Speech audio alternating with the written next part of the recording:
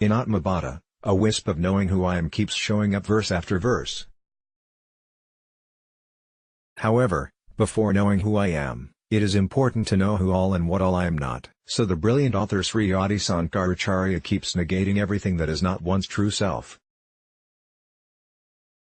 In the earlier verse, the conditioning of the mind was explained and the Acharya logically deduced it to prove how the mind is not me, with the help of a simile of the reflection of the moon in a placid lake, moved by gentle winds. Even if the wind was not blowing, we see the reflection and say it is the moon.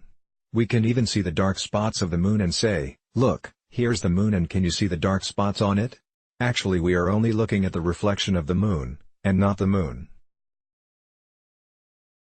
We are only seeing the picture of a tiger, but when we look at it on a magazine, we say, tiger. Just like the spots being seen in the reflection of the moon in the water, our likes and dislikes, joys and sorrows and numerous other emotions show up in our intellect where we feel the emotions. The intellect itself is only a reflection of the consciousness in our feeling center, the heart space. It is not some particular open space within the heart. It is the same space where we point to when we say, I, me and mine. For me, my name is, give it to me, I am saying this, stressing on the I. It is not in any particular organ that these thoughts come, it is a general region in the vicinity of the heart and the chest.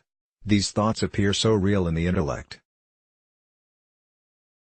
However, when we go into deep sleep, we do not experience our desires and cravings, our joys and sorrows, our fears and anxieties. It is the mind or the principle of knowing that is constantly active in us that shows up these thoughts. In deep sleep, this faculty of knowing called the mind and the faculty of deciding called the intellect temporarily are in a deep state of rest.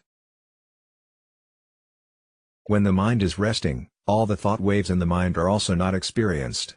Therefore, says the Acharya, the intellect or the center in us, which makes discriminations between who is me and who is not me, what is mine and what is not mine, and decides to choose which side it wants to take, is not the Atma or in other words the self or simply I.